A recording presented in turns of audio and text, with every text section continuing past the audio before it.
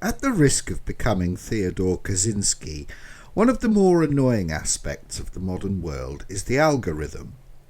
I did laugh when during the US election Google was alleged to have offered to sell the Democrats the metadata that supposedly revealed people's political beliefs and voting intentions. "Oh my God," I hear you cry. "Big Brother is here, the telly screen is reading my mind." At which point I will move on to Jordan Peterson. You may or may not know that Jordan Peterson is currently engaged in a battle with feminists over who gets the right to call themselves a woman.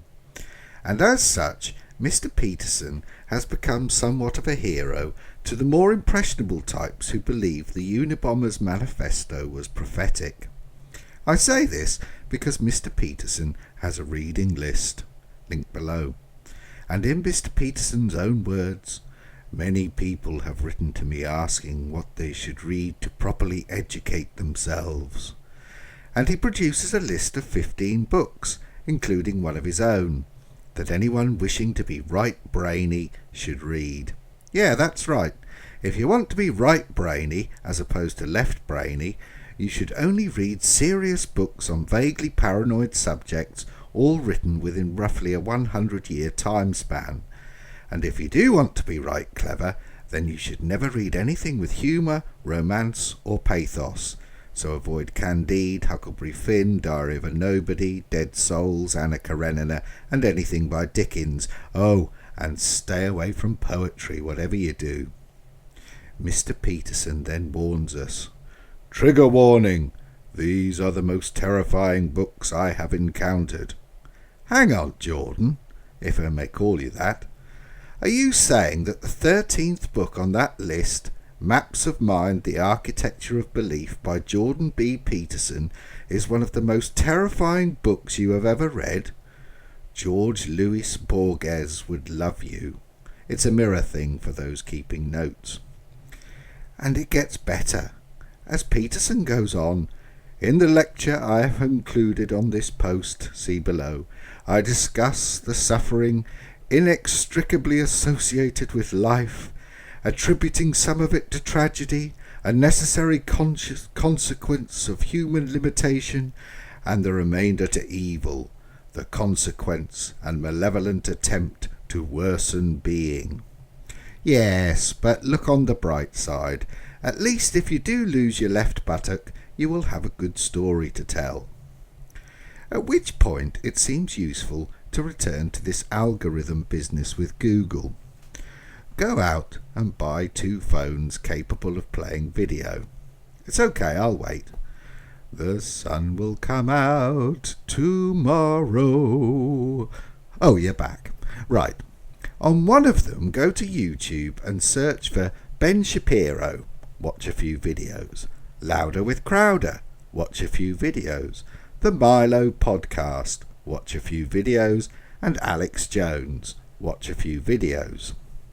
Now, put that phone down and on the other phone, go to YouTube, search for Milo Stewart, watch a few videos, The Young Turks, watch a few videos, Emma Watson, watch a few videos, and John Pilger, watch a few videos.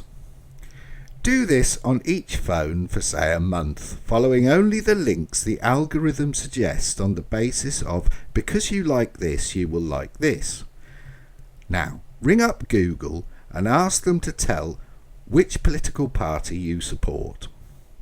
Yes, I know it's more complicated than that. It always is. It's science.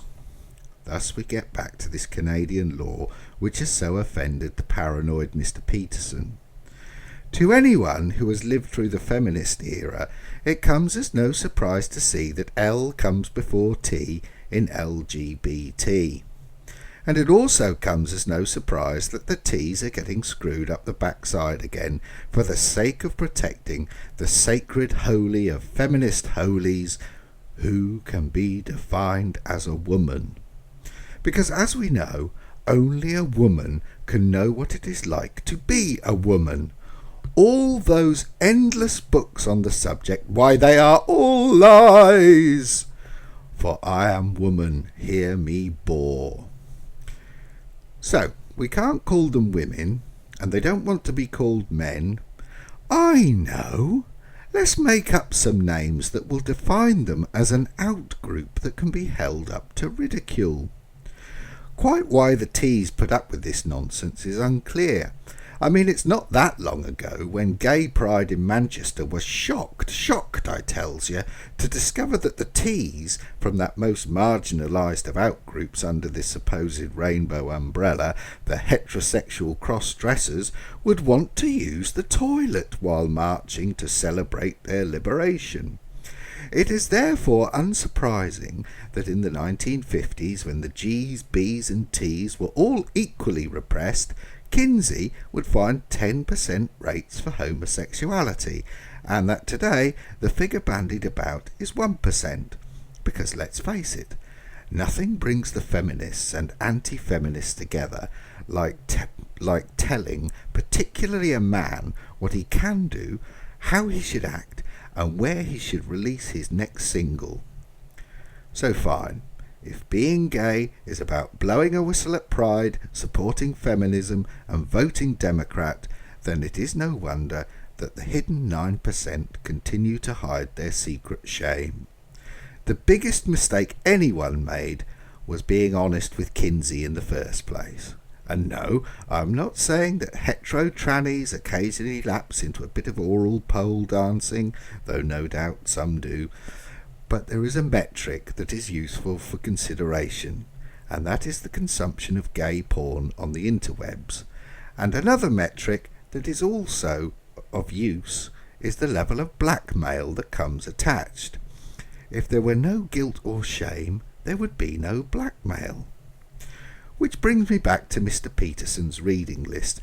Yes, do read the books he recommends. No one can ever read too much. But also be aware that Mr. Peterson is barking up the wrong tree if he believes this law will lead to the rape of Nanking or the end of civilization as we know it. The law is clearly wrong, but then it comes out of the human rights legislation, which is not working as it should anywhere in the world. So why should Canada be any different?